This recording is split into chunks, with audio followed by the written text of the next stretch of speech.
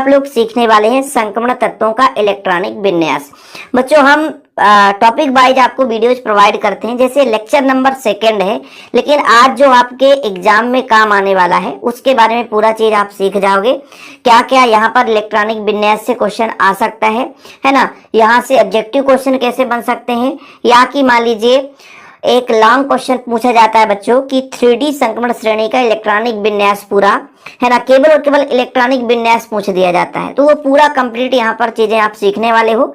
Channel पे पहली बार आए हैं तो चैनल को सब्सक्राइब जरूर कर लेना। और यदि ये शुरू करते हैं बच्चों, संक्रमण तत्व डी ब्लॉक के तत्वों को कहा जाता है, ये सबको पता है, क्योंकि एस ब्लॉक के तत्व और पी ब्लॉक के तत्वों को जोड़ने का काम करता है, यानी दोनों के बीच संक्रमण का काम करता है, इसलिए इसे संक्रमण तत्व कहते हैं। पहली बात तो ये हो गया क्लियर, क्योंकि ये क्वेश्चन बनता है कि संक्रमण तत्व किसे कहा जाता है। तो जो आपका डी ब्लॉक का एलिमेंट्स है, प्रबल धन विद्युतीय तत्व एस ब्लॉक और प्रबल ऋण विद्युतीय तत्व पी ब्लॉक के तत्वों का संक्रमण का काम करता है, जोड़ने का काम करता है, दोनों के बीच मध्यस्थता का काम करता है, इसलिए इसे हम संक्रमण तत्व कहते हैं। जैसे इधर आपका एस ब्लॉक है बच्चों, बीच में आपका डी है और फिर आपका पी है, दोनों को जोड़ने का काम करता है, इसलिए इसे हम संक्रमण तत्व कहते हैं। इसको 4 भागों में बांटा गया है। आपका पहला जो है बच्चों 3D प्रथम संक्रमण श्रेणी, वो आपका है 3D, यहां से लिख देता हूं, पहला आपका 3D है, फिर दूसरा है आपका 4D, 5D और 6D। अब यहाँ पर एक पहचान है कि ऐसे एलिमेंट्स जिनके अंतिम इलेक्ट्रॉन 3D में प्रवेश करेगा वो आपका 3D का कहलाएगा, जिसका अंतिम इलेक्ट्रॉन 4D पे जाएगा है ना, वो 4D श्रेणी का एलिमेंट्स कहलाएगा, जिसका अंतिम इलेक्ट्रॉन 5D में जाएगा वो आपके 5D श्रेणी का कहलाएगा बच्चों। और आपका जो 6D है, मतलब अंतिम इलेक्ट्रॉन, ऐसे एलिमेंट्स जिनके अंतिम इलेक्ट्रॉन 6D कक्षक में प्रवेश करेगा वो आपका 6D श्रेणी का एलिमेंट्स कहलाएगा। इसमें हम थोड़ा सा पहचान बता रहे हैं, आपके मन में कंफ्यूजन क्रिएट ना हो, इसलिए हम बेसिक से लेकर चल रहे हैं। आप कहोगे सर इतना लंबा चौड़ा खींचने का मतलब क्या, तभी आपको चीजें क्लियर हो पाएगी। यदि इसके इलेक्ट्रॉनिक विन्यास की बात करें बच्चों, तो इसका इलेक्ट्रॉनिक विन्यास होता क्या है, यहाँ पे मैं शॉर्टकट में लिखता हूं इलेक्ट्रॉनिक विन्यास। इलेक्ट्रॉनिक विन्यास, इसका इलेक्ट्रॉनिक विन्यास मैं यहाँ पे लिखूंगा, जो वाह्यतम कोश होता है उसमें केवल एस में 1 या 2 इलेक्ट्रॉन होते हैं बच्चों, ठीक है, और बाह्यतम से अंदर वाले में n-1 में, इसमें जो आपका डी है इसमें 1 से 10 इलेक्ट्रॉन हो सकता है, और जो आपका ns है इसमें बच्चों 1 से 2 इलेक्ट्रॉन होता है। केवल एक ही ऐसा एलिमेंट्स है जिसमें 0 होता है, वो आपका पैलेडियम है, एकमात्र है, बाकी 1 या 2 इलेक्ट्रॉन होना ही होना है। अब ये समान सूत्र कैसे बनाया, इसको भी हम चर्चा कर लेते हैं। जैसे कोई एक जैसे स्कैंडियम ही ले लो, स्कैंडियम ले लो बच्चों, परमाणु क्रमांक कितना है 21, इलेक्ट्रॉनिक विन्यास निकालो तो 1s2 2s2 2p6, देखो बच्चों कितना हो गया, 10 हो गया, टोटल 21 भरना है। इसके बाद आएगा 3s2 3p6, कितने इलेक्ट्रॉन हो गए बच्चों, तो यहाँ पर 18 हो गया। अब 3D के पहले 4s में इलेक्ट्रॉन भरा जाता है, 4s में 2 इलेक्ट्रॉन भर दो तो हो गया 20, बचा 1 तो 3D में भर दो, क्योंकि 4s की ऊर्जा 3D की अपेक्षा कम है, बढ़ते हुए ऊर्जा स्तर पर इलेक्ट्रॉन भरा जाता है। अब ये कैसे सीखोगे, तो आप बाहु के सिद्धांत के आधार पर। तो हमने ये देखा कि जो बाह्यतम कोश था, ये बाह्यतम कोश 4 है ना, तो यहाँ पे n बराबर आपका 4 है, मतलब n में ns में कितने इलेक्ट्रॉन, 2 इलेक्ट्रॉन, और 4 से 1 कम में मतलब n-1 में d में 1 इलेक्ट्रॉन हुआ। और ये आगे चलता जाएगा बच्चों, आगे चलता जाएगा। जैसे ही हम टाइटेनियम पे पहुंचेंगे, टाइटेनियम पे पहुंचेंगे तो यहां तक सेम रहेगा, 3D में 2 इलेक्ट्रॉन हो जाएगा और 4s में 2 ही इलेक्ट्रॉन रहेगा। अब D में बढ़ता जाएगा, बढ़ता जाएगा, बढ़ता जाएगा, ये क्रम लगातार चलते जाएंगे, बढ़ता जाएगा, क्योंकि स्कैंडियम के बाद टाइटेनियम था, परमाणु क्रमांक 22 हो गया, ठीक है। इसके बाद वेनेडियम होता है 23, आगे बढ़ेंगे, यहां तक सेम रहेगा, ये पोजीशन सेम रहेगा, इसलिए इसको हम नहीं लेकर चलते हैं, ये पोजीशन सेम रहता है। इसको हम पूरा 18 मानते हैं और 18 को बोलते हैं आर्गन, इसलिए बच्चों यहां पर हम लिख देते हैं कि इसके पहले जितना भी इलेक्ट्रॉनिक विन्यास है वो आर्गन के बराबर है, इसलिए आर्गन लिखा जाता है। अब ऐसे यहाँ पे हम आर्गन लिख के बोलते भैया आप 1 इलेक्ट्रॉन और बढ़ा देंगे तो 3 हो जाएगा, बाकी 4s2 हो जाएगा, ठीक है। ऐसे बच्चों हम बात करेंगे क्रोमियम में। क्रोमियम का आपका होता है 24। अब देखिएगा आर्गन 18 तक हो गया, ठीक है। अब यहाँ पर 3D क्रोमियम अपवाद है। 4s1 का जैसे यहाँ पे 3 के बाद 4 होना चाहिए लेकिन 5 आ जाता है और इसका एक इलेक्ट्रॉन और आ जाता है। देखो भाई 25 है तो 18 तक तो ऐसे भी चला गया, 19 और 19 5 24 हो गया है ना, टोटल सॉरी क्रोमियम का परमाणु क्रमांक 24 है ना, तो 18 तक हो गया और 18 1 19, 19 5 24। अब आपको मन में ये लगना चाहिए कि सर ये 3D4 होना चाहिए ना, है ना, और 4s2 होना चाहिए। यही तो अपवाद है बच्चों कि जो आपका अर्धपूर्ण या पूर्ण कक्षा के निभा रहा है तो अधिक स्थायी है। स्थायित्व को ग्रहण करने के लिए s का एक इलेक्ट्रॉन चला जाता है। क्रोमियम के बाद आपका मैग्नीज आता है। क्या आता है बच्चों? मैग्नीज। परमाणु क्रमांक हो जाएगा आपका 25।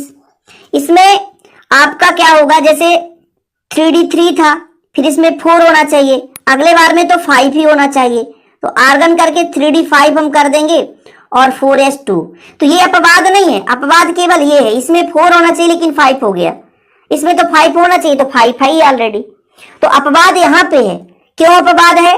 क्योंकि 3D4 होता तो उतना स्थायी नहीं है, 3D5 हो गया तो अर्धपूर्ण अधिक स्थायी हो गया।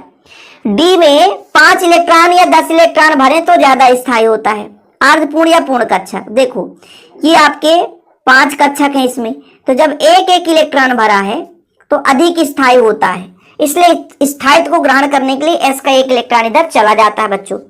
ऐसे हम बात करते हैं आयरन की। आयरन परमाणु क्रमांक 26 है तो 18 चला गया यहाँ पे।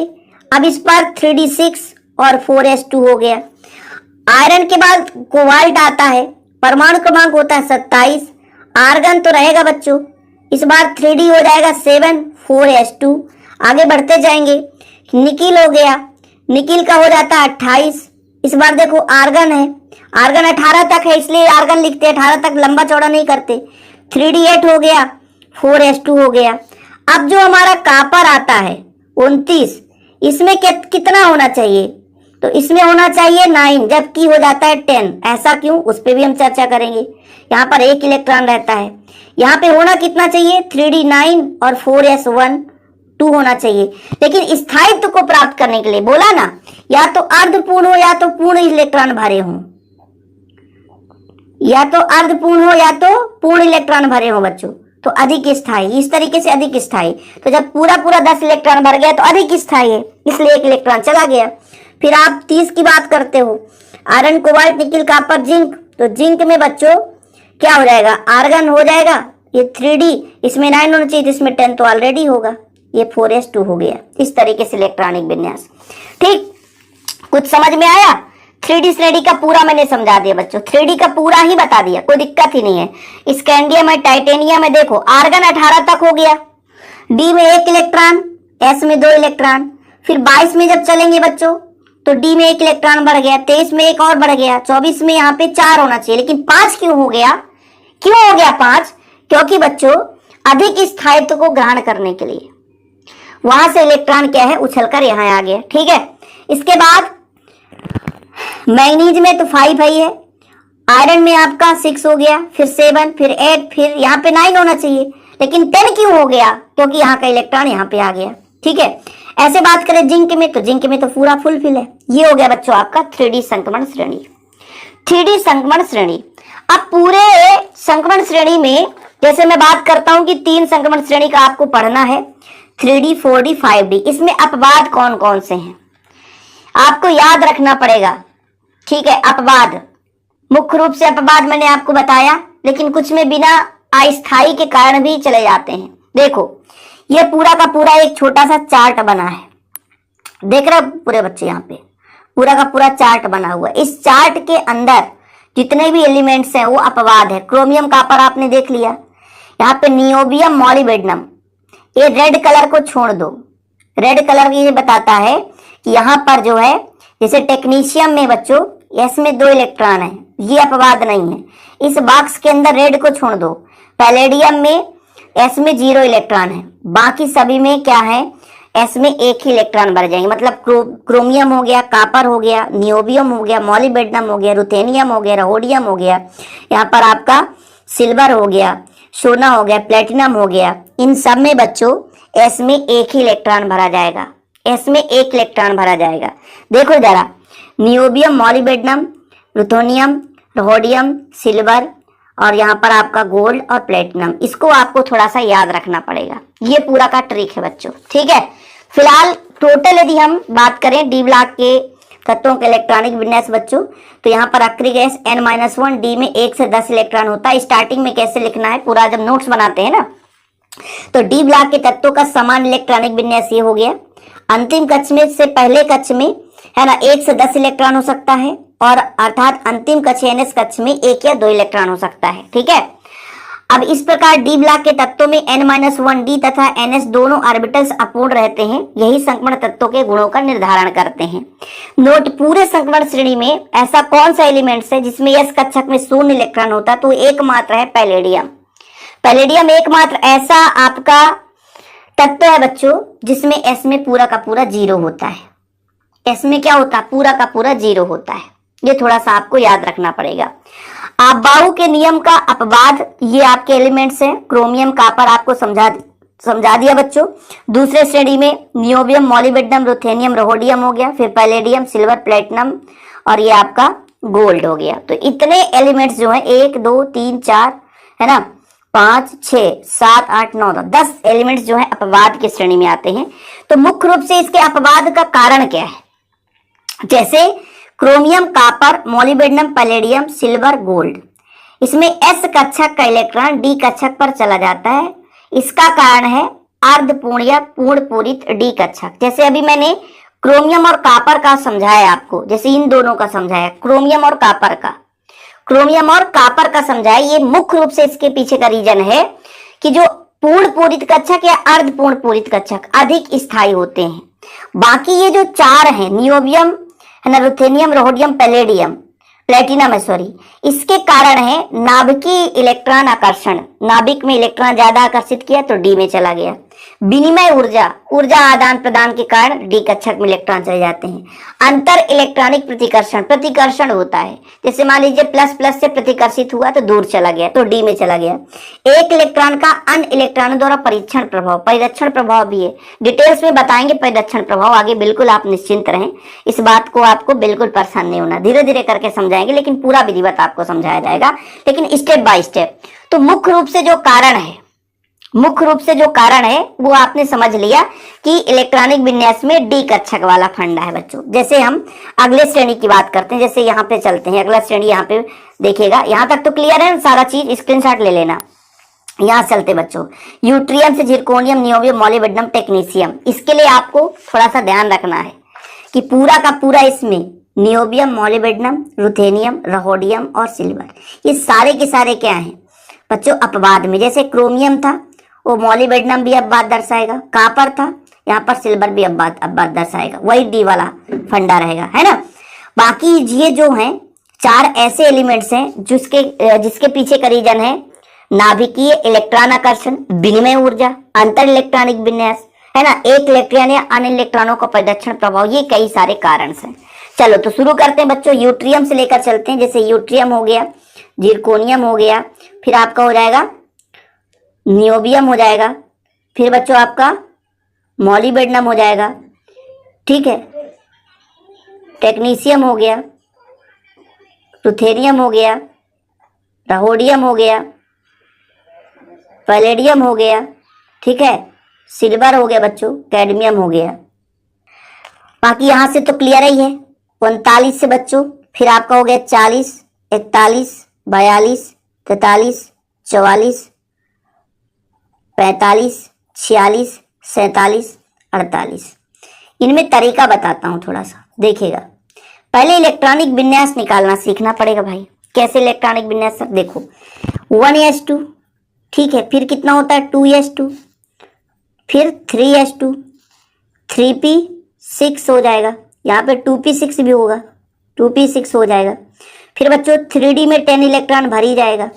फिर आपका हो जाएगा यहाँ पे 4s2, 4p6, फिर 4d में इलेक्ट्रॉन भरेगा, लेकिन 5s में 2 इलेक्ट्रॉन भरने के बाद, जब इसमें 2 इलेक्ट्रॉन भर जाएगा तो 1 इलेक्ट्रॉन हो जाएगा। यहां से यहां तक ये क्रिप्टान के बराबर है, यहां से यहां तक बच्चों क्रिप्टान के बराबर है, तो इसको आप छोड़ दो क्रिप्टान, क्योंकि क्रिप्टान का होता है 36, क्रिप्टान का होता है 36, 36 के बाद जो भी इलेक्ट्रॉन बचेगा तो बाकी का बाकी हो जाएगा। जैसे जिरकोनियम की बात करेंगे तो क्रिप्टान हो गया 36 खत्म, ठीक है, बचा 4d, कितना बचा बच्चों 4d और 5s, तो s में 2 इलेक्ट्रॉन भर गए, s में 2 इलेक्ट्रॉन भर गए, बचा 2, तो यहाँ पे 2 भर दिया।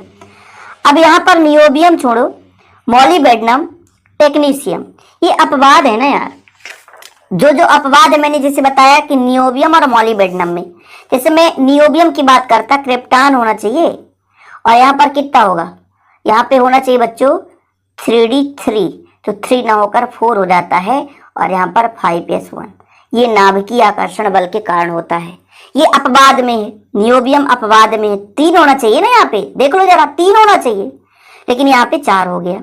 इसके बाद इसमें क्रिप्टान है, ये तो सबको पता है, यहाँ पे कितना हो जाएगा, तो 4 था बच्चों, तो इस बार डेफिनेट है 5 ही होगा, हालांकि इसमें 4 होना चाहिए, तो इसका मेन रीजन 5s1 है, इसमें 4 होना चाहिए लेकिन 5 हो गया, क्यों क्यों भाई, यहाँ पे 3 होना चाहिए 4 हो गया, यहाँ पे 4 होने तो 5, तो ये तो अर्धपूर्ण है, अर्धपूर्ण ज्यादा स्थायी हो जाता है बच्चों, ये चीज हो जाता है। इसके बाद इसमें कोई अपवाद नहीं, टेक्नीशियम में कोई अपवाद नहीं, इसमें 5 होना चाहिए तो 5 ही रहेगा, इसमें 5 ही रहेगा, इसमें कोई अपवाद नहीं बच्चों। फिर इसमें अपवाद आ जाता है, इसमें फिर अपवाद होना चाहिए, क्यों अपवाद हो जाएगा, क्रिप्टान के बाद इसमें 6 आना चाहिए तो 7 हो जाता है, 5s1, क्रिप्टान के बाद ये अपवाद में है, ये रहोडियम भी अपवाद में है, ये भी अपवाद में है, इसमें 7 होना चाहिए तो इसमें 8 हो जाता है, 5s1 हो गया।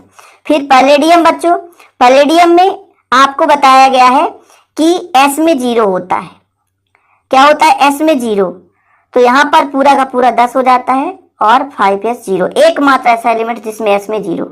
फिर अगले स्टेप में इसमें आपका 9 होना चाहिए, 9 होना चाहिए लेकिन 10 हो जाता है, क्योंकि 5s1 से 1 इलेक्ट्रॉन यहाँ आ जाएगा, इसमें फिर आपका 10 का 10 ही रहेगा बच्चों, और फिर यहाँ पर 6s1 हो जाएगा, 5s1, 5s2 हो जाएगा, क्योंकि 10 के 10 हो, 10 2 12, हाँ भाई यहाँ पर 36 12 48, हाँ ठीक, ये चीज हो गया।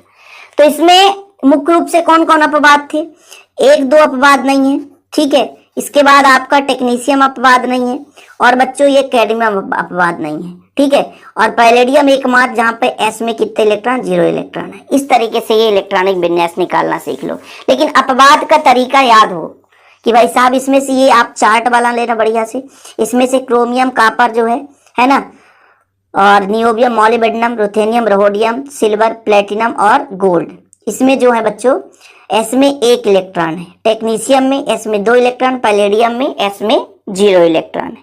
तो इस तरीके से संरचना बना लोगे तो 3d का भी, 4d का और 5d का भी आपसे इलेक्ट्रॉनिक विन्यास बनेगा। बाकी यहाँ पर मैं आपको पूरा दिखाऊंगा, बिल्कुल निश्चिंत रहें। Yttrium, zirconium, niobium, molybdenum, technetium देखो 39 40 41 42 43, ये आप देख सकते हो बच्चों, इसमें कोई दिक्कत है नहीं, ये पूरा का पूरा आपको देखने को मिल जाएगा इलेक्ट्रॉनिक विन्यास, ठीक है। इसके बाद 3d का भी, 3d हो गया, 4d चल रहा, 5d का भी मैं दिखा दूंगा। अब यही क्रम है बच्चों, तो आप लोगों से बन जाना चाहिए, ये पूरा हो गया रुथेनियम, रहोडियम, पैलेडियम, सिल्वर, कैडमियम। इसके बाद ये आगे चलेगा, है ना, पूरा का पूरा। तो जैसे जेनान का होता है कितना, 54 होता है, तो 54 तक जेनान हो जाएगा, बाकी वही 3d में आपका इलेक्ट्रॉन चलेगा, ठीक है, ये 54 हो गया, ठीक। इसके बाद 4f में भी जाएगा इलेक्ट्रॉन, ठीक है, 5d में 2 इलेक्ट्रॉन हो जाएंगे, फिर 1 2 3 करके आएगा बच्चों, मात्र यहाँ पर अपवाद आएगा लास्ट में, प्लेटिनम में हो जाएगा, है ना, और यहाँ पर गोल्ड में होना चाहिए, 2 यहाँ पे अपवाद हैं बस इसमें, बाकी क्रम ठीक है। तो बाकी इलेक्ट्रॉनिक विन्यास वाला लंबा क्लास चल चुका भाई, बाकी आपसे सिंपल अब बन जाएगा, कोई दिक्कत नहीं है, क्योंकि भाई इसमें f में जाता है, क्योंकि भाई जिसका परमाणु क्रमांक बढ़ता जाएगा तो इलेक्ट्रॉन की संख्या बढ़ती जाएगी। आपके मन में थोड़ा सा डाउट होगा कि सर कैसे आएगा, कहाँ से आएगा, मैं थोड़ा सा बता देता हूँ, जैसे हाफ नियम का ही बता देता हूँ, हाफ नियम का ही बता देता हूँ। देखिएगा, इलेक्ट्रॉनिक विन्यास भरने का क्रम है 1s2, 2s2, 2p6, फिर 3s2, 3p6, 3d 10 इलेक्ट्रॉन भरे जाएंगे, ठीक है, फिर 4s2, 4p6, फिर बच्चों 4p के बाद 4f आएगा, ठीक है, इसमें 14 इलेक्ट्रॉन भरे जाएंगे। फिर आपका आ जाएगा 5s2, ठीक। फिर हो जाएगा आपका 5p6।